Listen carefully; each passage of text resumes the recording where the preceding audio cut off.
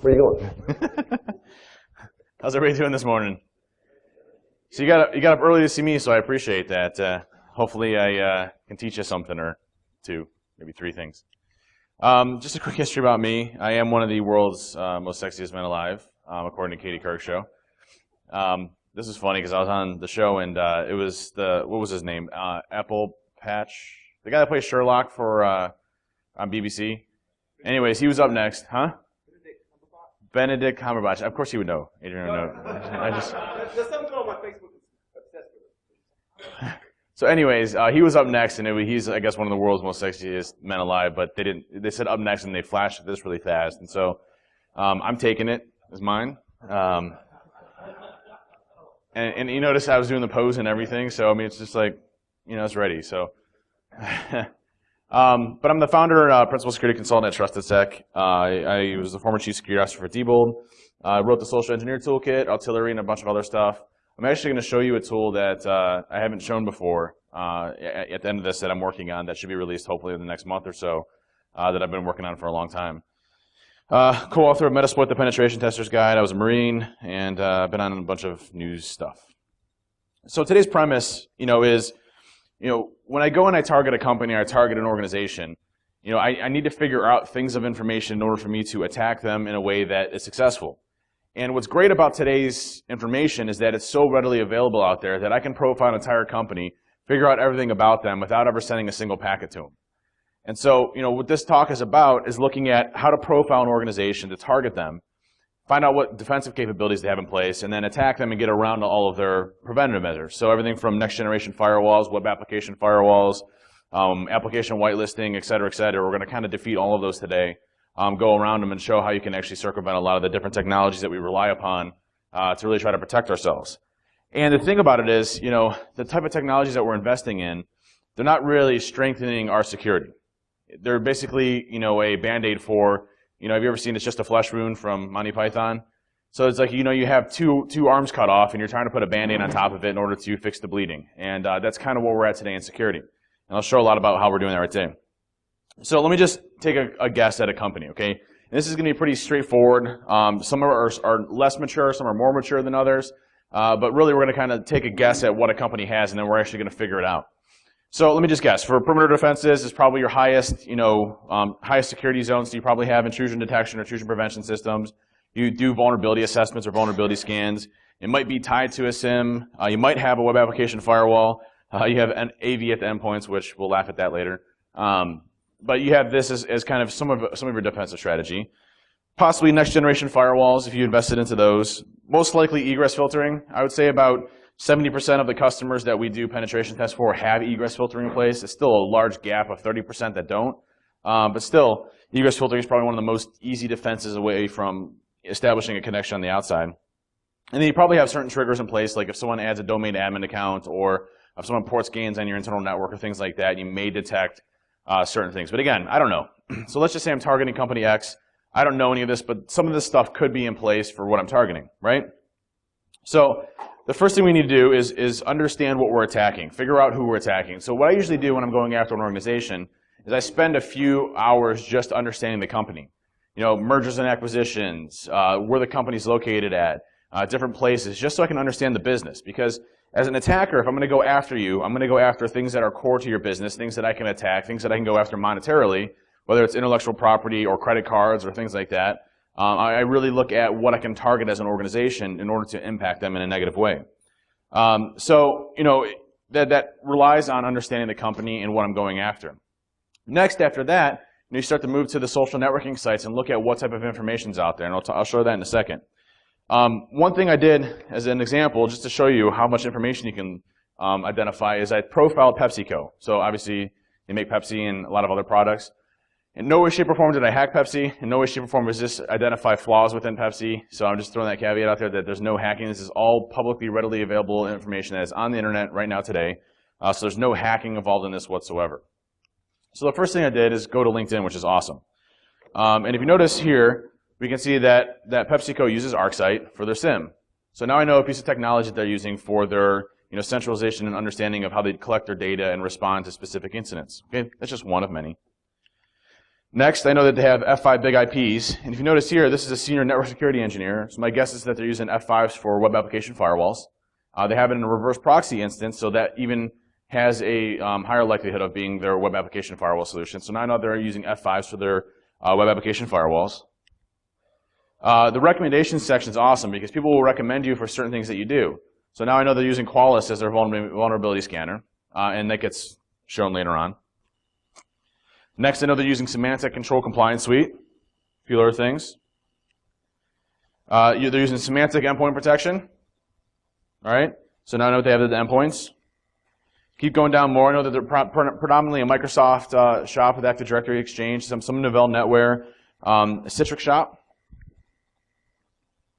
They're using Symantec Vontu for their DLP solution. So again, I profiled ArcSight, right? Symantec Endpoint Protection, Qualys, F5s, and Vontu. So now I know a lot of their stuff there. They're using CA Federation Manager for single sign-on. And funny ones are vendors. So this is account dev at FireEye who has worked with PepsiCo in the past. So, but it looks like, from what I was able to scrape from LinkedIn and other social networking sites that they haven't actually implemented FireEye throughout their organization. Nor does it look like they've actually implemented any type of next generation firewalls. So they're using, predominantly Cisco, ASA, and Juniper as kind of the two technologies either for VPN or firewalls. So I know that as well. Next, what I do from there is I look at, what type of information is readily available. Has anybody seen Project Sonar yet? It's a great project from H.T. Moore and Rapid7. Basically, it's a project to map the entire internet without you having to touch it. So they basically port scan the entire internet, but they also pull in other feeds, like from Aaron and Whois information, stuff like that. So there's multiple feeds coming in to where you can really start to pinpoint a lot of the stuff that's out there, service information, versioning, everything without ever touching it. There's so much data to go through. It's like, Shodan and steroids, basically. So great project to take a look at the information that's going out there. And then we can start to profile the organization, again, without ever sending a single packet to them. So next, we need to figure out what our plan of attack is going to be. So how are we going to attack this organization? How are we going to break into it? Is it going to be through web application firewalls, having to bypass their preventative technologies and the perimeter defenses? Or is it going to be through social engineering? Or is it going to be through other methods? Most of the time, I would say, is anybody here a pen tester regularly? No? Couple? So, would you say that you ever break in through network services anymore on the perimeter? Very rare, right? There's no MS-267 unless there actually was one that we found like a year ago, and that thing's a survivor. But, in most cases, you're not going to find a network service level exploit that you can actually break into, hack into, and stuff. So it's going to be either web applications that you find a flaw in, or it's going to be, a specific, social engineer or spear phishing that you're going to use because the perimeter's become quite locked down. Well, one thing I've been working on, and this isn't what I was talking about earlier about the new tool that I'm releasing, but this is another one I've been working on for about a year or so. And what I've done, and the reason why I don't release it is, does anybody know, okay, so let's just take the evolution of security products. Well, I'm about to, nice. Well, this is actually going to prove that theory. So this will actually prove your theory that I don't believe in evolution. So antivirus came out in what, like the early 90s, right? And it kind of has died off and tapered off since. Antivirus is 3 to 5% effective, if that. I think that's being very generous. So if you look at antivirus is what we call a signature-based technology, right? So it's looking for predefined signatures that have been written in order to identify a specific thing that's been seen before in the past. Does anybody know the same type of technology with web application firewalls or next-generation firewalls, how they work?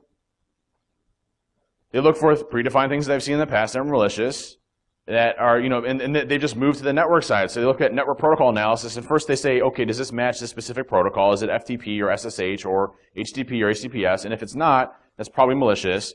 Or does it meet an actual pattern that we've seen in the past in other places? Does it sound familiar? So it really hasn't evolved at all. And let's just take web application firewalls. Web application firewalls, how do they work?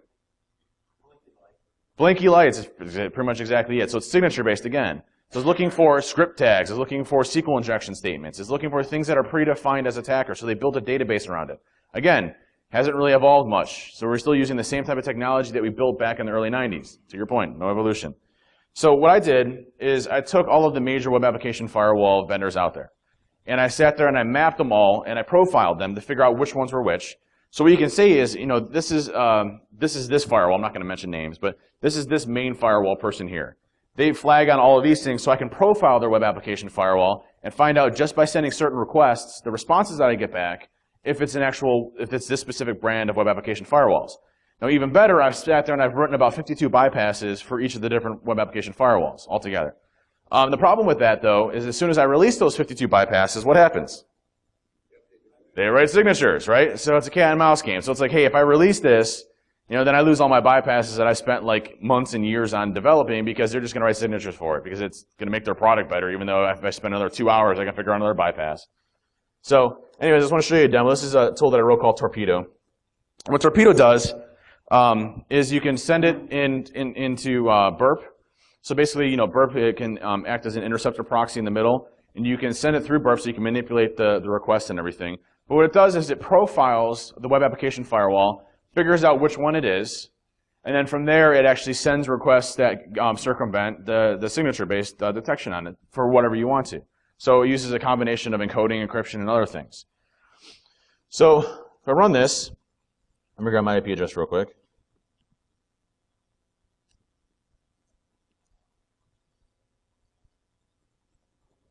And I have a web application firewall running on here, simulated.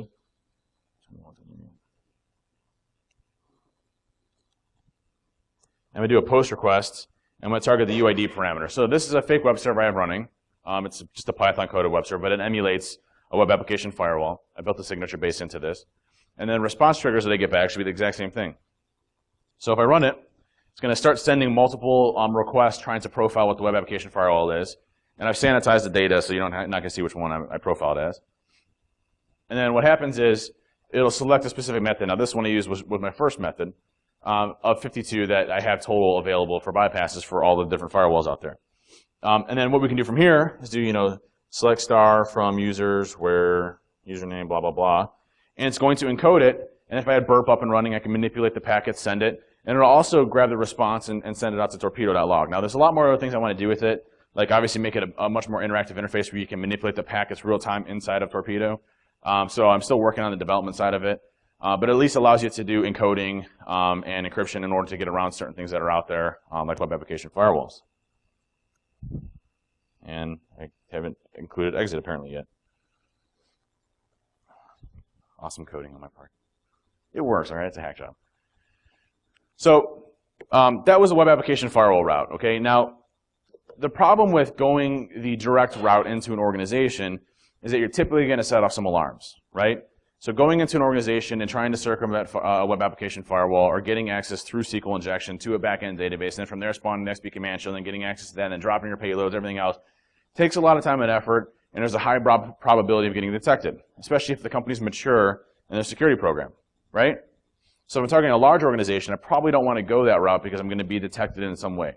Or if I manipulate and I change my traffic because I'm going through Tor exit nodes or things like that, then maybe it's a little bit different.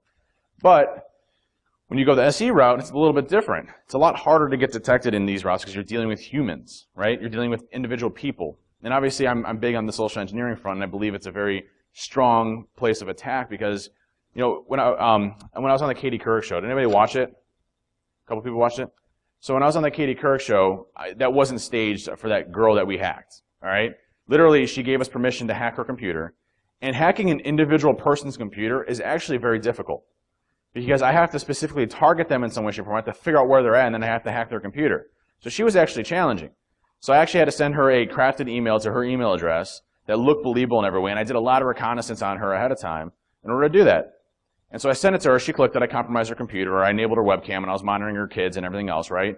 But targeting a company is a much easier type of attack because I don't have one person I'm targeting 1,000 people. So I have 1,000 different people with 1,000 different things that don't care about their laptop or anything about security that I can go and I can now target selectively. I'm going to show you a technique here to enumerate specific people within an organization using a tool called ReconNG from Tim Tellens. Anybody used ReconNG before? Anybody used the jigsaw capabilities and mangling? Okay, yeah, so it's a great technique for finding information out there. And so that, again, starts to build my profile of who I'm going to attack. So let's take a step back again. So if I was targeting, let's just say, and I'm not obviously targeting, but if I was to target PepsiCo, I know what defensive mechanisms they have in place, right? I know that they're using these specific pieces of technology, as their defense. Now, if I want to use, if I want to start selectively targeting individuals I'm going to go after, what I'm going to do first is I'm going to use a tool called the harvester.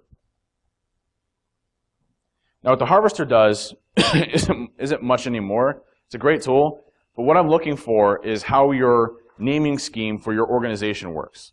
So is your naming scheme first.lastname at companyname.com, or is it first initial last name at company.com? Because that's very important for me to understand. So the first thing I need to figure out is what your email scheme is for your company. So what I'm going to do first is I'm going to go ahead and select PepsiCo.com, and I'm going to select Google as my main search engine. And it's going to go through and it's going to query it.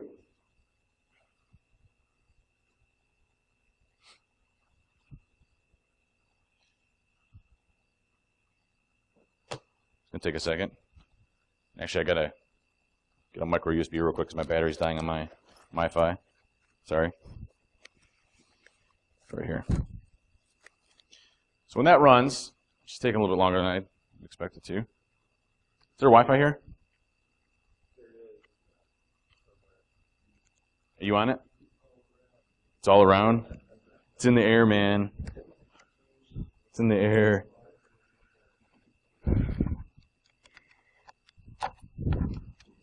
Sorry, 1 second here. I had internet earlier. There we go. So this works.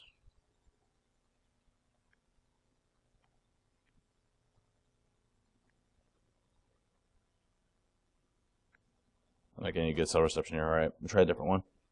Which one's working here? Anybody know?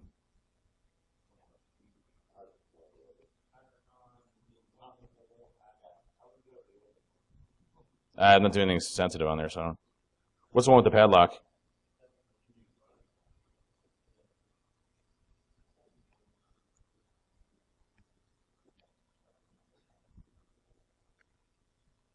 There it goes. Okay, I got internet. Good, we're saved. All right, we're going to search it again. And this time we're going to have some results coming back. Here we go. Good.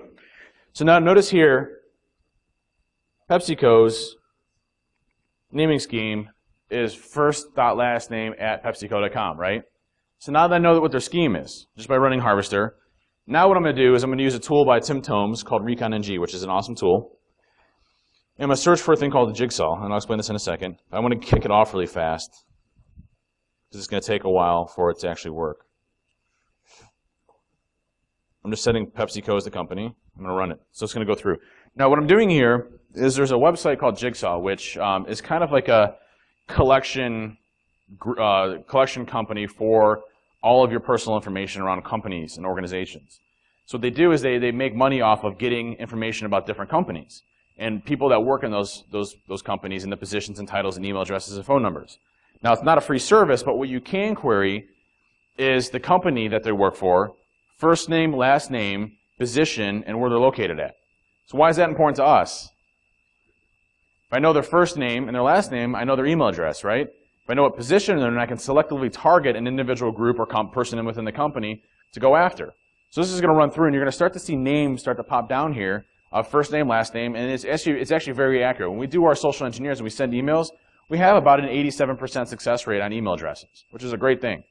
And now, one thing about social engineering is typically when we're doing penetration tests, what do we typically send to? Like, how many do we usually send to? Well, that's good. Most people send it to a sample size, which can be 200 to 300, which is a bad idea, right? If we're going in and we're attacking a company, we only want to send it to maybe 1 to 2 people, wait a little bit, send it to 1 or 2 more people, wait a little bit, and see if it actually starts to work. Because we don't want to trigger that we're trying to break into this company, and we also don't want to send. Let's just say I'm going to show you an example of targeting health benefits. All right, if I'm targeting health benefits, do I want to target people in the benefits department? Probably not, right? So we need to know exactly who we're targeting, why we're targeting them, and how we're going about it. And if you notice here, it's finding a ton of people. Like here we go, it's starting to pull out the information. Here we go. So we can see this person in this department in this location. And it's going to keep going. It's just going to keep scrolling down. And I think with PepsiCo, I was able to enumerate about 4,000 people. So a good amount of people within the company that I can target selectively individually, right? Pretty scary, huh? Yeah? So now I can start to profile this. Now I know I'm going to target these individuals here. I'm going to go after them, and that's who I'm going to go after. So if I start profiling that, also what you can do with this is once you have the list, you can throw into what's called a mangle script within ReconNG, and it'll actually create an entire list of email addresses, contact names, and location and title in a CSV file so that you can parse it in a way that you can start doing your social engineering and things like that. So it makes it much easier for you. So we'll let that keep running for a while.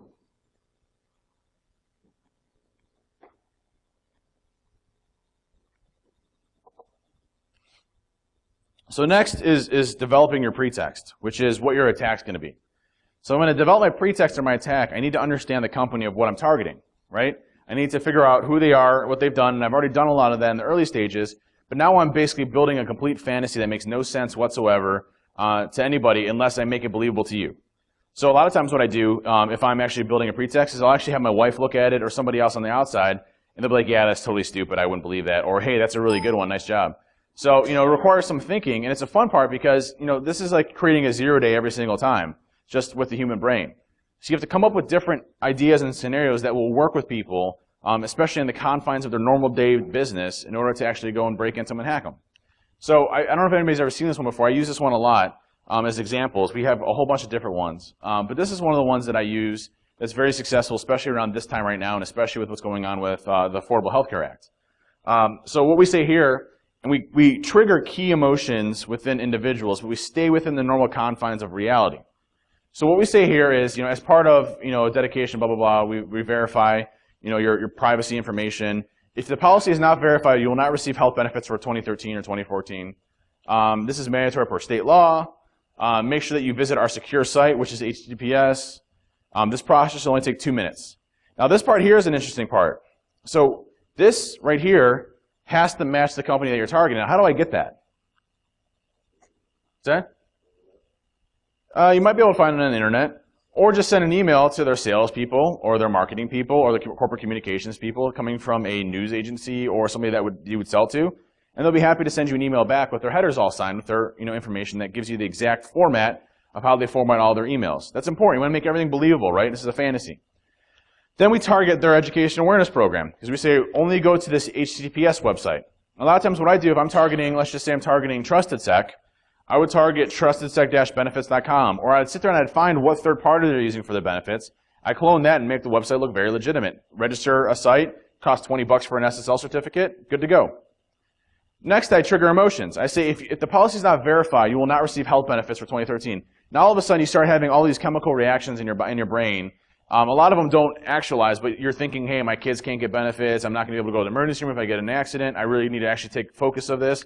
And then I also deflate the situation saying this process will only take 2 minutes. This might be a little bit more lengthy than you want it to be, just based on the size of it. You can shrink it down a little bit because people's attention span go down quite a bit. But otherwise, it works pretty well, and we have a high success rate with this one right here. Would anybody click on that? If it came from your company? Absolutely, right? I would too. And I wrote it, so I'd be like, very believable. One thing about next generation firewalls before we actually go into the demo. So next generation firewalls, what they specifically look for are things that are abnormal, right? Things that don't necessarily meet RFC compliant protocols. So here's the thing, all right? And I'll talk about application whitelisting in a second because that's funny. But if you look at what's supposed to happen, all right, you have protocols that you allow out of your network to the internet, right? You have things like FTP, SSH, DNS, HTTP and HTTPS. Hopefully you're not allowing any of those out other than potentially, browsing protocols. But if you do, what next generation firewalls look like is they look at the actual protocol itself and they match it up to an RFC specific protocol like FTP or SSH. And if it doesn't fall in line with those, it potentially flags them as malicious or for further investigation. So that's how next generation firewalls work. Now on top of that, they have signatures that they look for known things. Like for example, if you use a standard meterpreter TCP, reverse TCP, it will get flagged on that and it will get caught because it's a standard connection back and forth that it recognizes. And the way that it works is the actual connection back doesn't get flagged because that's just a normal what we call a socket connect. But the actual what's called a second stage that gets uploaded to the actual infected machine does get picked up because that's a part that gets uploaded to the machine. Now, I don't know if you know this or not. Has anybody ever used the reverse HTTP or reverse HTTPS modules in Metasploit? A couple people. I don't know if you know how this works, but if you specify it and you actually look at Wireshark, what happens? So it makes a GET request, whether it's HTTP or HTTPS, and then it actually downloads a PE file. So it's actually downloading a PE file from a website onto that machine to load it into memory. Now, what's wrong with that? you get picked up. Content filtering or even the next-gen firewall stuff is going to see you downloading an exe and it's not going to allow it. So a lot of times the second stage will actually fail on HTTP or HTTPS. However, if you specify, and I'll show you this here in a second, I'm going to show you this here real quick.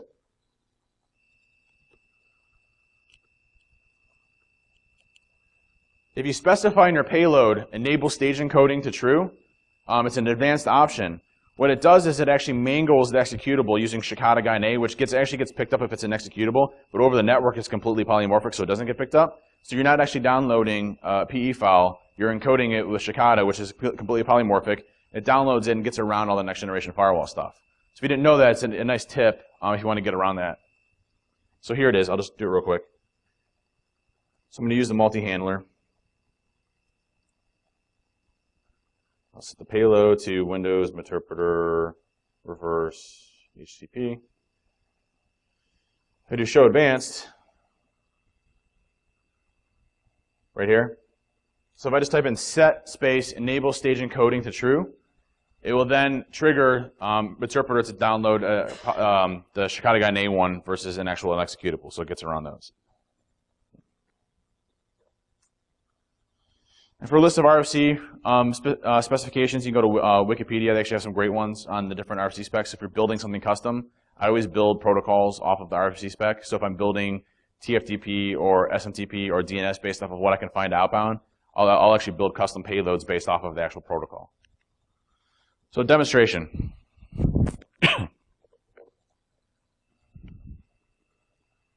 So this is obviously my tool, the Social Engineer Toolkit.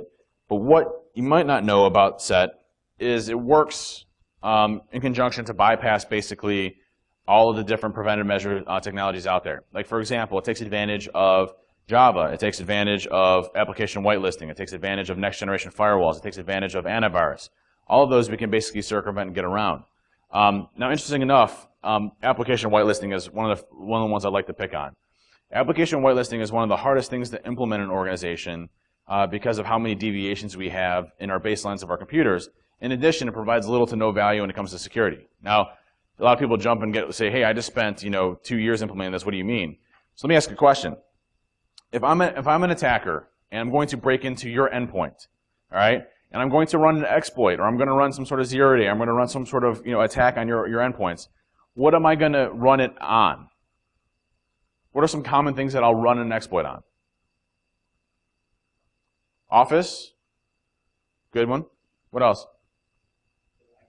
Adobe, right? Java, Internet Explorer, sound about right? So let me ask you a question. If I exploit, let's just say these 4 things. If I exploit any one of these, and I take control of that process, what am I running under? I'm running under a user account, but I'm running under a trusted process, right? I'm running under things that you've already whitelisted. So what good does application whitelisting do other than being able to drop an executable on the machine? Not much. What else is it going to do? I mean, if I have application whitelisting and I trust Java and I trust Internet Explorer and I trust Adobe, and that's what I exploit as my normal attack method as a hacker all the time, my patterns haven't changed whatsoever. The only thing that you've stopped me from doing is sending a zip file with an exe attached to it through email. That's about it. About as basic it gets. So it doesn't really help too much. Now this attack that I'm going to use is one of the flagship ones, and you might have seen it before. There's been a lot of changes in it since then. And actually this is the new version that I haven't released yet.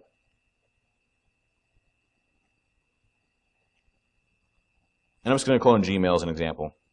So what this is going to do is going to clone Gmail. Now what's interesting about this attack, darn it, man. I was coding last night, so this is one of the things that I do. Hang on a second.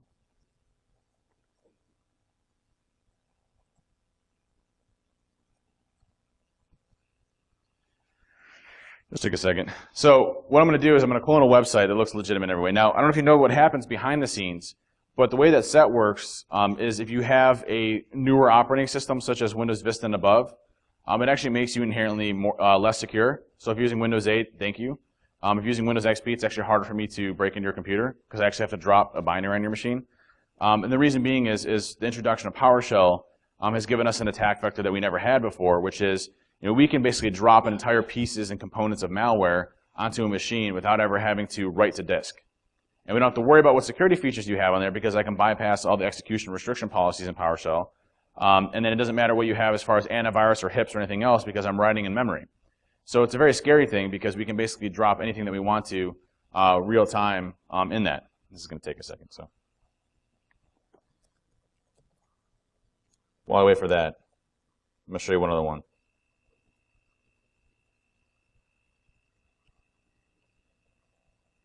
Now, what are we taught in education awareness when we get an email that has a link in it? Aside from don't click it. What happens if it's coming from a very trusted person? Still don't click it. What are we taught typically? What are we taught if you see a link? Hover, right? Thank you. So this is just an example of Gmail, but what I typically do when I'm targeting a company is I'll send them an email from the third-party benefits site, and it'll have a website that looks legit in every way and shape or form as theirs. And then it has a link on there, and it says, make sure that you're only going to the proper link when you're going to do this because your health benefits need to be secure. So make sure, and I even put it in there, make sure you hover over the link to make sure it's legitimate. All right? So here I have Internet Explorer, right? This is on a Windows 8 machine. If I hover over the link, what does it say down there on the left-hand side? Anybody see that? Looks legit, right? HTTPS is gmail.com. Our browser is telling us that it's going there. Now, what I want to show you is, watch what happens when I click the link really fast, okay? A box is going to pop up really quick, and I'm actually going to be at the legitimate Gmail site. You're going to see the Gmail site load in every way, shape, or form as real, and then it's going to do a real quick replace in the middle, and you're not going to even notice the changes, all right? Now, obviously, I would register a domain name that looks similar and everything. I'm not going to use an IP address and stuff like that, but this is just a demonstration. So when I run this, watch what happens. Notice I'm at the legitimate Gmail site. Boom, it replaces it really fast with the malicious one. And here I harvest your username and password. So here's the username and password here. There we go, able to steal as an attacker. And we defeat things that we were taught for education awareness, right? So those are common things that you can do that defeat what we're taught in education awareness programs. We know what you're getting taught in education awareness programs. That's why we do things that, differently to get around it. See if this is done downloading yet. Okay, it's done. Cool.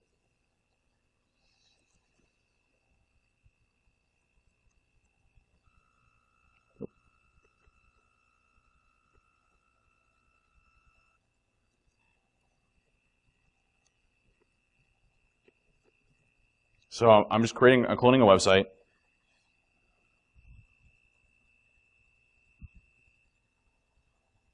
What the hell? Oh, sorry, I had to still up. Having a demo day today. Never happens to me.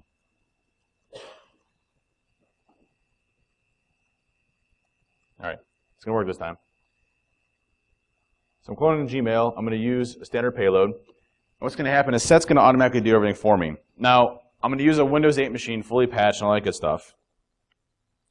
And I'm going to go to this. Now, when I do this, I always recommend using a what's called a code signing certificate. Now, you're not going to see it in this one because I just downloaded it from the internet. But to get a code signing cert, you need to have a company registered, and they do a check. Now, does anybody know how hard it is to register a company in your local state? Not hard at all, right? It's like $20 or $50 or something like that, right? So you get a company. I named mine Verified Publisher. But you can name all other cool ones. You can be like Java Secure or Security Java, Java Verified, whatever you want to do. Make a company name with whatever you want. Just be careful because you might get sued. You put the name in it.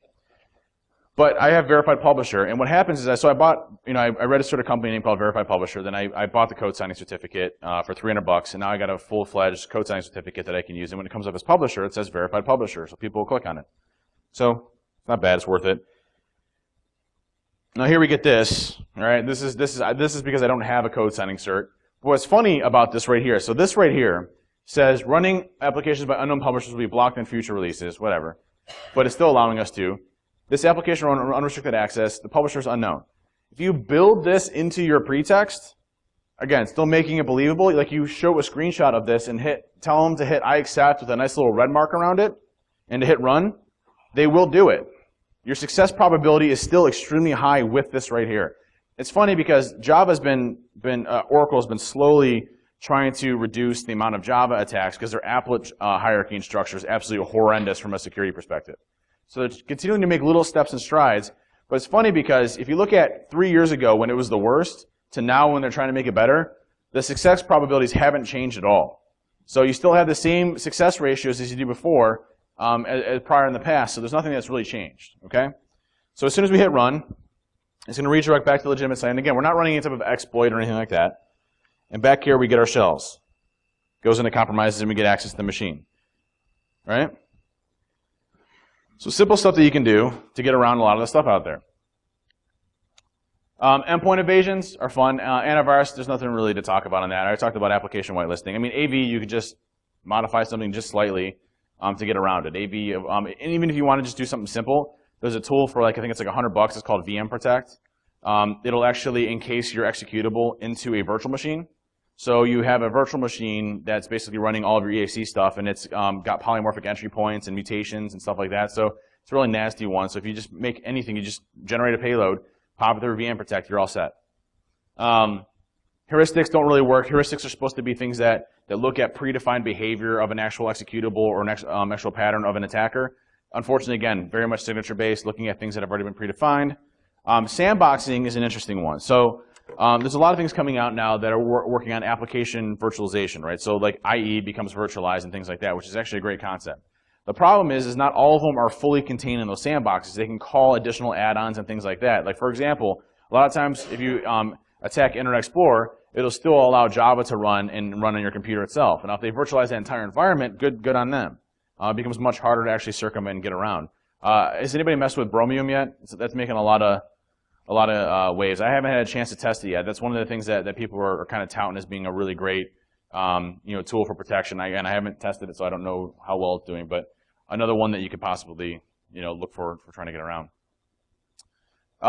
So custom payloads are things that I work on all the time when I'm doing penetration tests. And one technique I want to show you real quick. Woo! There we go. It's under stuff. Actually, I think it's under here.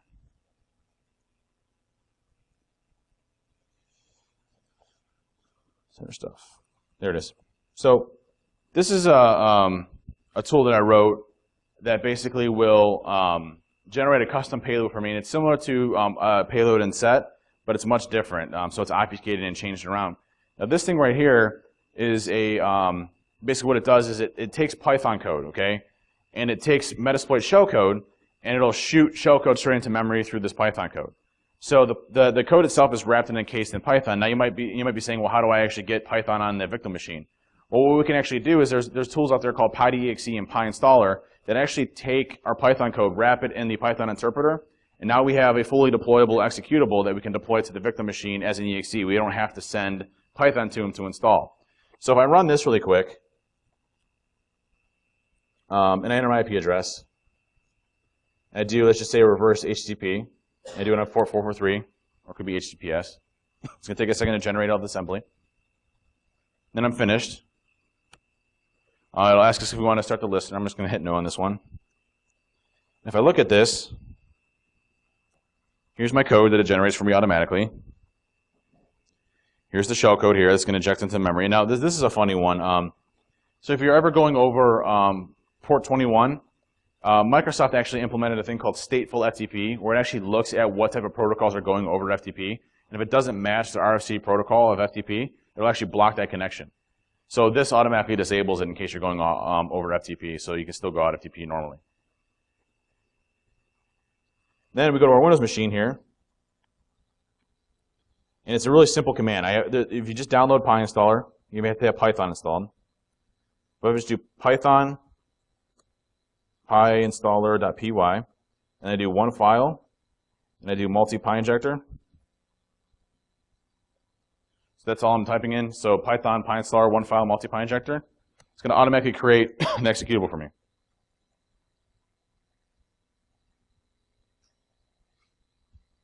All right, it's done.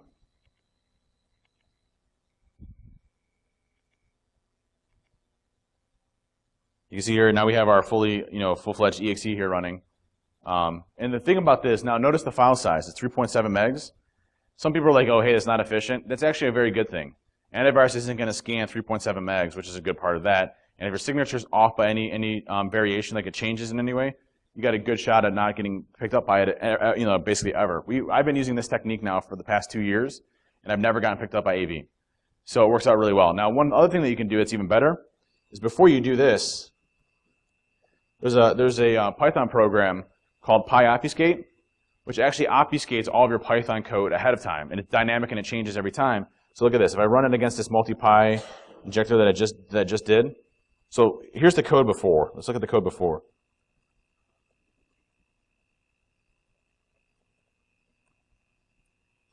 So here's the code before, right? See all this? See that? It's kind of short. Watch what happens when I run it through here.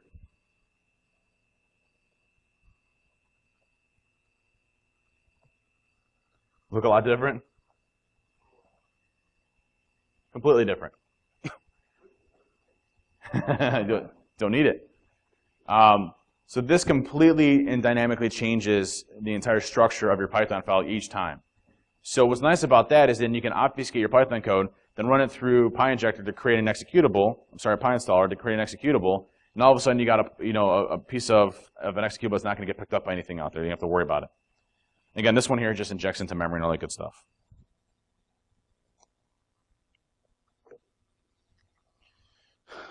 There's a whole bunch of different ways for payloads. Like there was a talk at DerbyCon where they actually built their own ROP gadget that disabled data execution prevention in their own application, and then triggered the shellcode to inject. And that's a cool concept, right? There's a lot of techniques that you can use to get around payloads. I just use things that are easy, and that was easy for me. Python's a very easy program to pick up. There's a lot of great, like you could just take, stuff that's on in set. There's a multi-py injector within set. Take that, modify it a little bit, run it through PyInstaller. Boom, you got a customized payload. So when you attack an organization, again, you target individuals, you get them to click something, and then you invade the preventative measures they have inside. So set itself will get around it. Did anybody see our DEF CON talk this year with Nick Hitchcock and I? A couple people. We did a live social engineer on stage where we basically compromised an individual, coaxing him over the phone. Again, it was all sanctioned and approved through the company. But we actually did a live social engineer where we hacked somebody on stage, and it took less than 3 minutes to get them to click on something and then compromise their machines. And they had, next generation firewalls. They had virtualization technology at the SMTP gateways. They had everything basically going on there. It was a, just a alarming thing that you can see how easy it is to break into a company.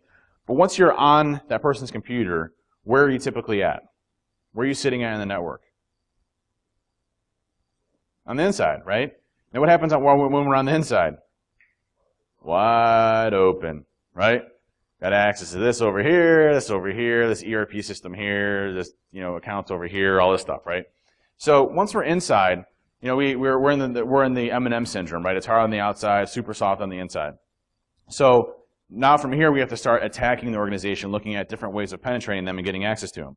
So the first thing you do is wedge yourself in. Now, when you wedge yourself into a company, you need to look at different things that you want to go after. The first thing you don't want to go after is domain admin. All right, DA is kind of like that red herring flag that you're going to find on most companies. They look for you to add domain admins. They look for you to add privileged user accounts or excessive permission to those. So we don't need those right away. All right, stay a little bit underneath the radar for a little bit. You need to remain undetected for a little while. Some awesome techniques that I use. There's a tool called NetView. Has anybody ever used that before? NetView is by Mubix. And so when you compromise a machine, you upload this and you run it. And what it'll do is it'll actually show you all the logged in users in each individual machine. So you can say this user here who's a domain admin is logged into this machine here and this server here. So you can just query it just by being a normal domain user account. Don't need any excessive rights or anything like that. Has anybody used psexec commands with set? We use psexec commands? Okay, does anybody use psexec module? The psexec module, by default, gets picked up by AV, doesn't it? Right? All the time. So that's a problem. With psexec, what you can do, there's a thing in set, and I'll show it to you really fast.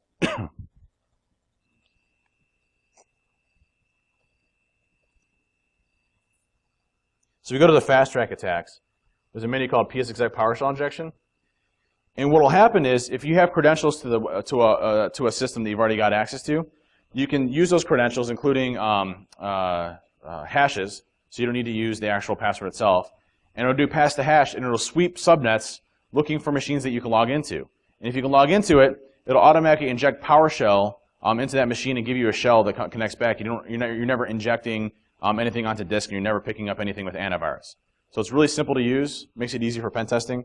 So I'm going to use the username of administrator, password, domain, blah, threads, the report. So it's going to go ahead and automatically run.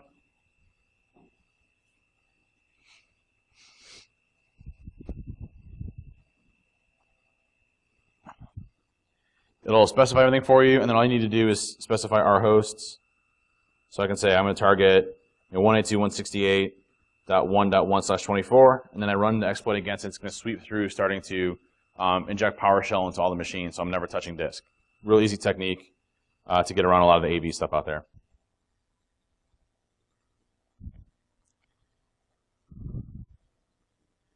Another good one, has anybody used EXE Custom with PSExec? So it's a good one. There's an advanced option called EXE Custom where you can specify your own executable.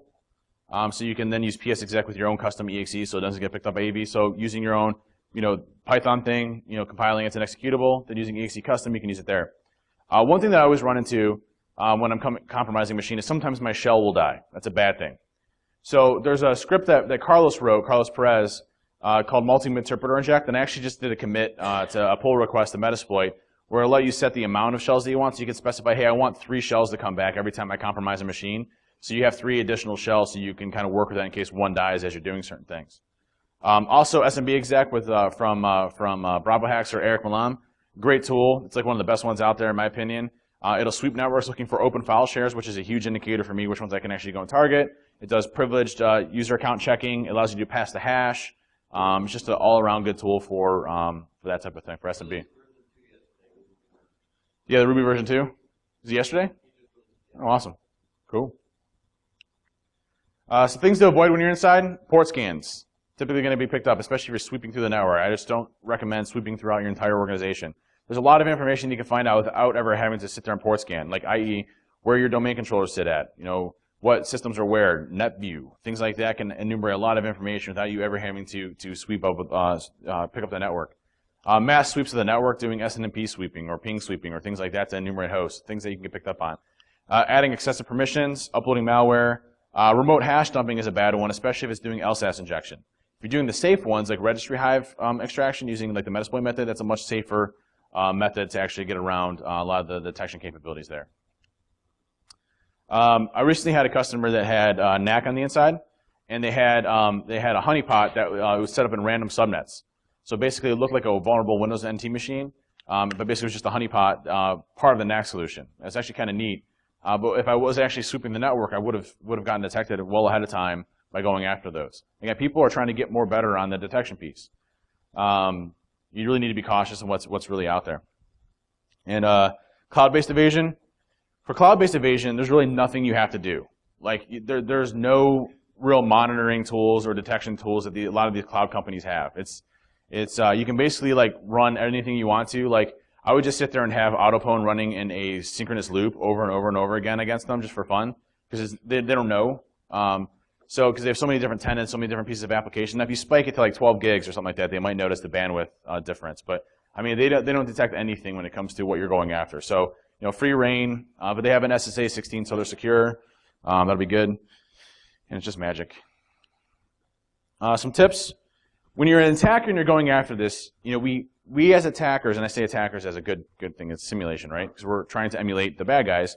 We as attackers have to move with normal traffic. We have to simulate our attacks in a way that looks like legitimate traffic in order to not be detected. And I think that's the way that everything's pretty much moving. I mean, if you look at what I've really had to change as far as my tactics, as far as a hacker, it hasn't been anything really new. I mean, SQL injection.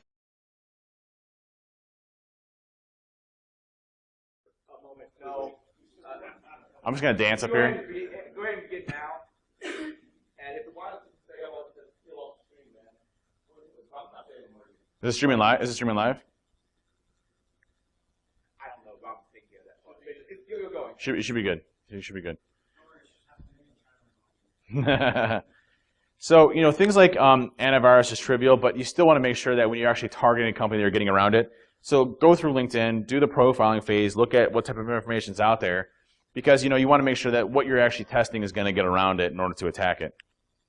And that's it. That's all I had, actually. That was my last slide. So, All right, I'll tack them all together later on. anybody have any questions? No questions? Oh, the new tool. Sorry about that. Yeah, totally forgot about that. Thank you. No, I forgot to mention it. So what I started realizing is that, especially when I start to do my own pen tests, my own framework, we have our own distributions that we tools and versions and things like that we do internally as pen testers. Kali is an amazing distro. It's one of the best out there for sure. It's the top one that you could use. But with it, I want to start to build my own and start to manage my own and keep myself centralized in a framework that I can understand. I miss the pen test directory. Going into pen test and looking at the different things that I could focus on. So what I've been working on is what I'm calling the pen testing framework, and the name may change. But basically, it's a way to it's a framework for building your own pen testing distribution for almost any distribution out there: Red Hat, Fedora, Debian, Ubuntu, et cetera, and you don't need to know any programming languages, and it's very modular. So just to show you what a module looks like, so it's broken out into, I use the penetration testing execution standard as kind of the foundation for the different areas of a penetration test. So let's just say I want to go into exploitation, which is one of the tools in there. And I open up set. Here's all you need in order to build a module. The flexibility that I built inside of it makes it much easier for you you don't need to know any programming languages, just how to install set, and then it automates everything for you. So what the type of install part is, where the location is, the actual install location itself, everything about it basically you need in order to install it. The way that it works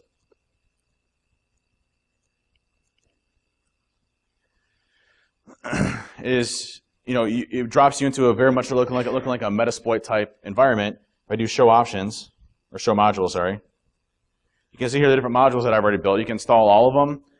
It has different things like recon ng, set, Metasploit, and these are the ones I've just built in so far, so like dictionary tags, things like that. And what it'll automatically do is it'll install all these for you in your distribution, and it'll automatically keep them all up to date. So it takes a lot of the headache that you have out of certain things, and you can basically build your own pen testing distro. Now, what's nice about this is if there's a tool that you don't know, it takes you 2 minutes to write a tool into there to get that module working. Even better, say you have your own custom stuff that you build in-house as a company, you can then put your repos in there, and now everybody can use that specific module, and you can share it. So it's a real flexible framework for actually building your entire pen testing distro, and it works really well. So if I just want to use, let's just say, modules, exploitation, set, you show options, you can see here, the install type, you can change all of those. It'll actually change it in the module itself, and all you do is hit run, and it'll automatically install for you. Or it should. Oh, sorry, install. Automatically goes and clones it, installs it in the directory that you specify, and it's all configurable through a config option. So it automatically creates your hierarchy structure, automatically puts all of your executables in user bin, so you can then launch them from anywhere. So it makes it much easier for you to use. Sound pretty cool? Yeah.